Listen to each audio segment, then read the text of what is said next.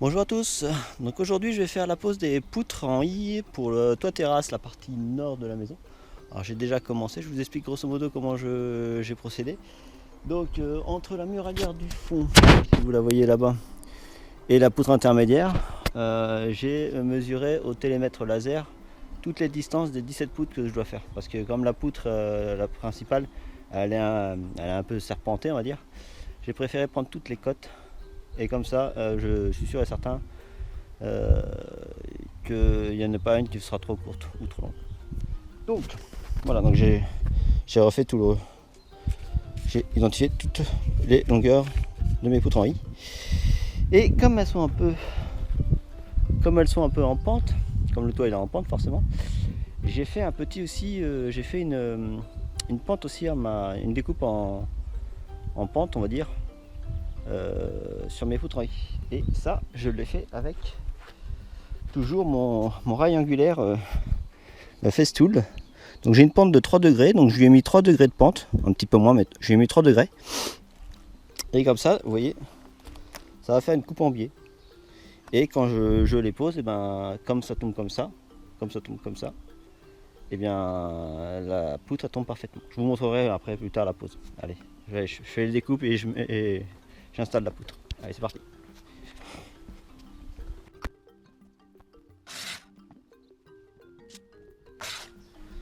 Donc vous voyez là, les pentes là, donc elles sont en pente.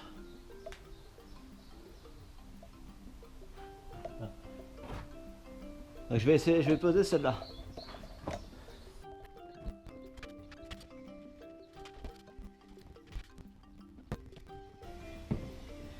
Donc pour l'instant je les pose provisoirement parce que je vais devoir mettre un petit plot de mastic sur tous les talons des poutres en I pour éviter que dans le temps ça grince en fait. Ça permet de coller le sabot à la poutre en I et comme ça même s'il y a des vibrations dans le temps, le mastic va servir d'amortisseur de son et donc ça grince pas, le plancher grince pas. Alors c'est vraiment valable pour les dalles bois ou alors pour un plancher rez-de-chaussée. Quand vous avez un étage, là c'est indispensable, sinon il va y avoir des grincements et bon ça peut insupporter certaines personnes. Voilà, donc là pour l'instant je les mets provisoirement, je les mets toutes et après je glisserai un petit plot de mastic. Voilà, allez je continue.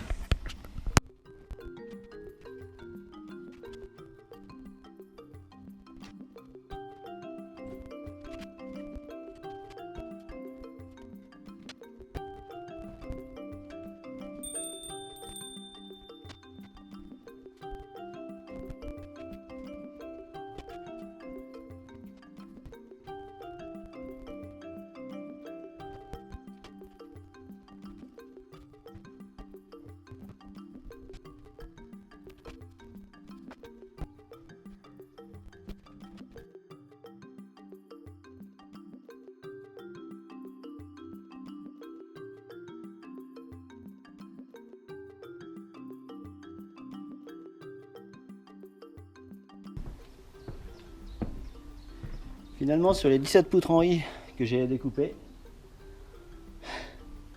c'est la dernière qui est un peu trop longue de 4 mm, 3 mm, 4 mm.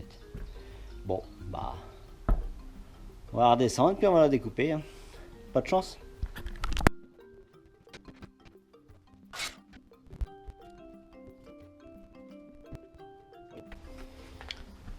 Donc comme je vous l'ai dit il n'y a pas si longtemps, je vais mettre du mastic au niveau des plots, au niveau des sabots. Je vais mettre un petit plot, je vous montre tout de suite comme ça sera fait.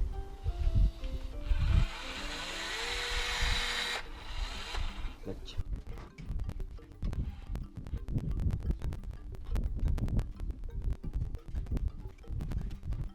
Voilà, donc je mets un petit plot de mastic. Et ensuite, je vais montrer plus près. Tac. Et ensuite, je vais mettre 2 clous d'ancrage dans les sabots. C'est pour éviter le soulèvement des poutres, éventuellement. Hop. Et je monte. Crac. Touc là. Touc.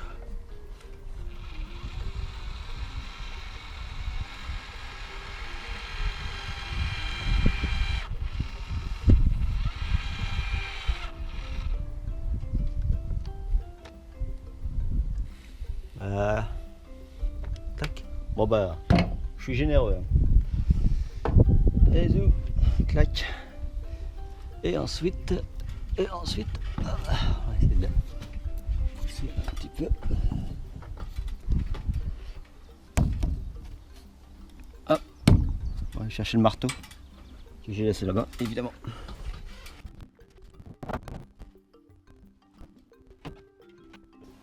Donc voilà, je suis parti chercher mon cloueur avec les clous d'ancrage. Donc ça c'est des clous de, ça doit être du 4,4 de diamètre en 39 mm, si je dis pas de bêtises. Voilà, et ça je vais les clouer dans les sabots. En fait il y a deux petites encoches au niveau de la semelle du sabot. Je vous montre. Et ça c'est pour éviter le soulèvement. Voilà. Regardez. C'est cette petite encoche là, où je mets un clou. Voilà. Je claque.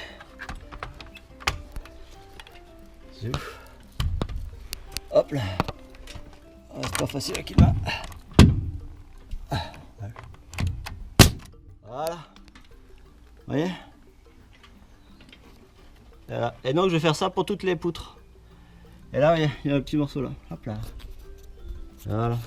Et voilà. Bon bah maintenant c'est répétition sur 16 autres poutres. Voilà. Allez, c'est fini pour aujourd'hui.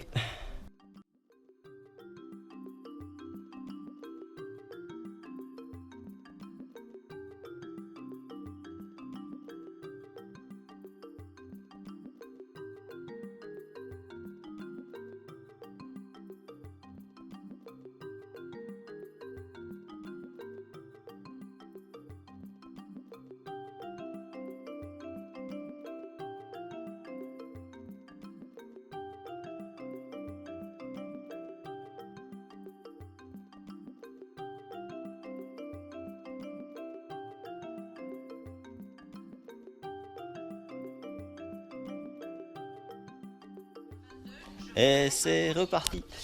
Là je vais faire la toiture terrasse, je vais faire les dalles OSB là que je suis en train de monter. Alors ma petite astuce pour les monter, c'est qu'en fait j'utilise un espèce d'échafaudage. Ouais. Donc je mets mes dalles là et après je les monte, je prends l'escalier, je monte et après je les soulève comme ça. Je vais vous montrer, bon c'est physique, c'est pas forcément à faire, le mieux c'est être à deux, bon bah, je suis tout seul comme ça. Et après, bah, je vais poser les dalles, je vais les mastiquer, les jointer, les visser, les clouer. Tout est prêt là. Ah, et il faut que faut pas que j'oublie de mettre la muraillère ici. Faut que je mette la petite muraillère là. Qu'on va faire en 120 avec celle-là là. Donc faut que je fasse les deux côtés. Donc faut d'abord que je fasse ça avant de faire la dalle OSB, sinon on peut pas reposer là. Et c'est une obligation. Voilà. Bon allez, c'est parti.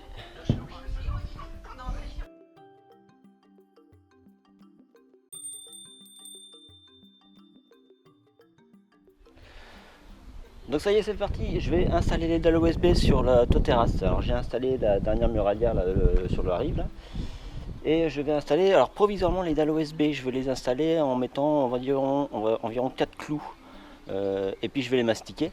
Pourquoi 4 clous? Parce qu'en fait normalement si on vous laissez les dalles OSB à l'air libre, il y a un risque avec la pluie ils gonflent et en fait il faut les clouer qu'un tiers. Et une fois que vous êtes prêt à mettre le PDM ou à mettre en hors d'eau, il faut faire les 2 tiers du clouage, comme ça permet de plaquer correctement les dalles OSB sur les poutres en I ou sur les poutres. Donc voilà, allez ça y est, je commence, je fais ça rapidement, c'est parti. Alors toujours des clous de 55 mm puisqu'il faut ancrer les dalles OSB de 35 mm dans les poutres. Et comme donc 35 plus 18, bon bah ça fait 53, voilà. Donc 55 ça suffit. Et c'est des 2,4 de diamètre. Hanley évidemment et Galva aussi. Alors en périphérie je vais laisser un jeu d'au moins 5 mm. Pareil sur les côtés. Pour une bonne dilatation.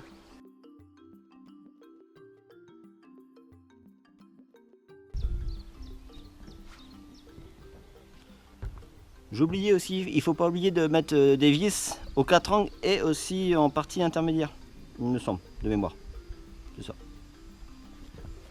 Et des vis qui font 50 mm. Il faut qu'elles s'ancrent au minimum de 25 mm si je dis pas de bêtises dans les poutres. Et mon frère vous confirmera après.